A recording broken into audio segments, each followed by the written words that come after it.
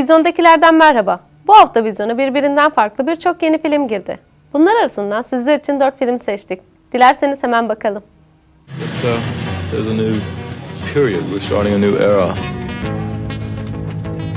Well, I met Jimmy. I met Jim. I met Jim.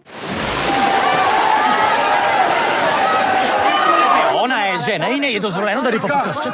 Even God. First, we find him if he's always moving. On the journey? Oh, perhaps we'll find God over there on the journey.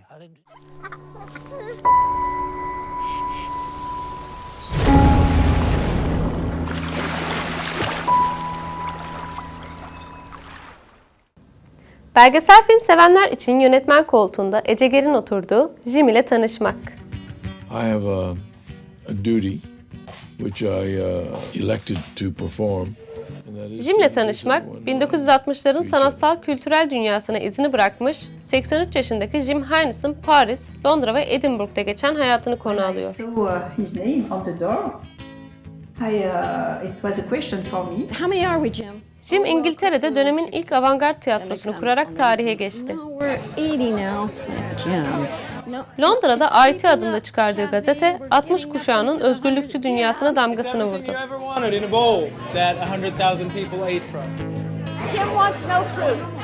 Gary Davis'ten aldığı ilhamla ve onunla birlikte bastıkları sayısız dünya pasaportuyla birçok kişi seyahat etti.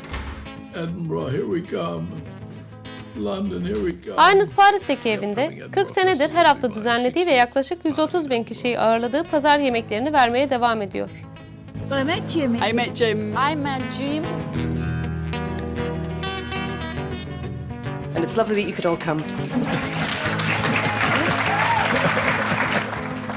Am I a survivor of the 60s? Question mark? Okay? And this is Jim. Dinin geleneklerine karşı gelerek erkeklere has bir olaya el atan bir kadının mücadelesi. Onun adı Petrunya.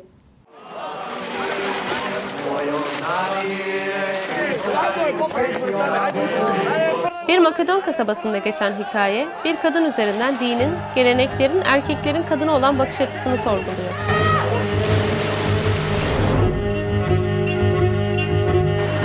Kuzey Makedonya'nın küçük bir kasabasında Teofanya Bayramı kutlamalarında onlarca adam pederin suya attığı tahta hacı çıkarmak için kıyasıya yarışırken Petrunya nehrin diğer yakasından suya dalıp hacı kapar.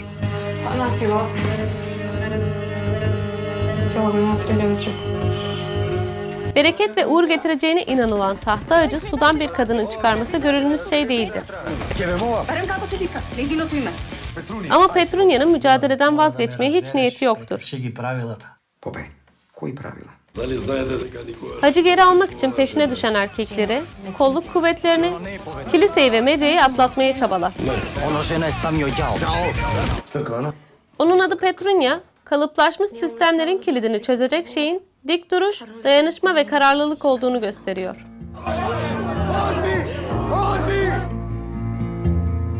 A što ke prave ako gospod beše žensko?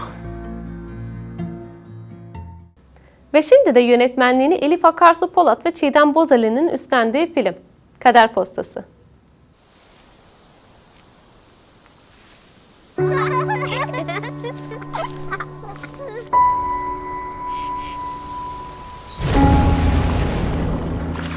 Zeynep adında bir kadının çocukluktan başlayıp yetişkinliğe uzanan hayat hikayesini konu ediyor. Zeynep ile en yakın çocukluk arkadaşı Yusuf, birlikte büyüyen iki gençtir. Ancak Yusuf'un kasabadan zamansız bir şekilde gidişi, ikisinin yollarının da ayrılmasına neden olur.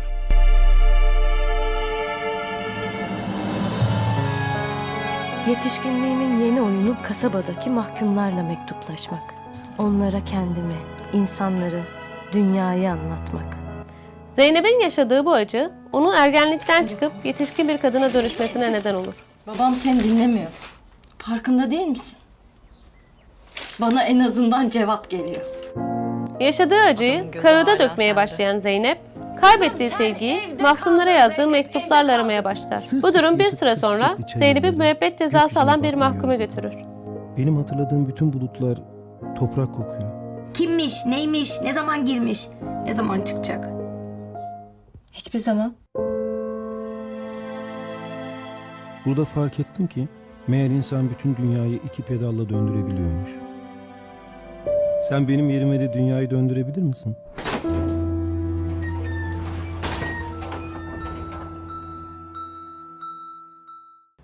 Yönetmen koltuğunda Fernando Meirelles'in oturduğu, eleştirmenler tarafından büyük övgü alan film İki Papa. Your gardener gave it to me. You're very popular. I just try to be myself.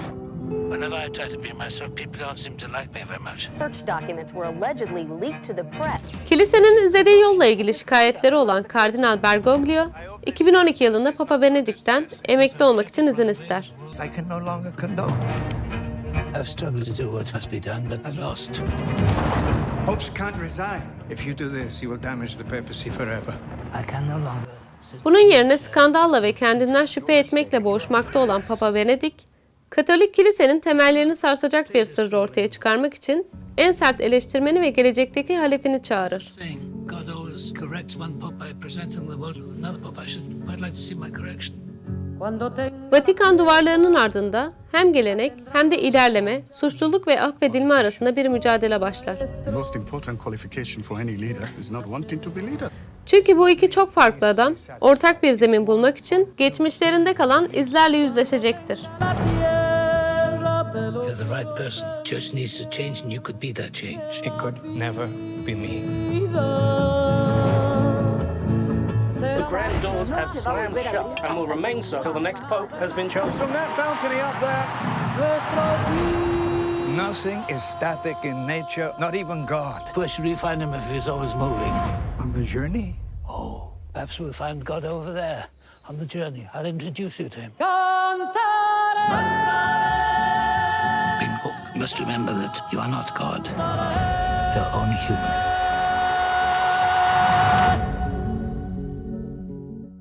Bu haftanın da sonuna geldik. Gelecek hafta görüşmek üzere. Hoşça kalın.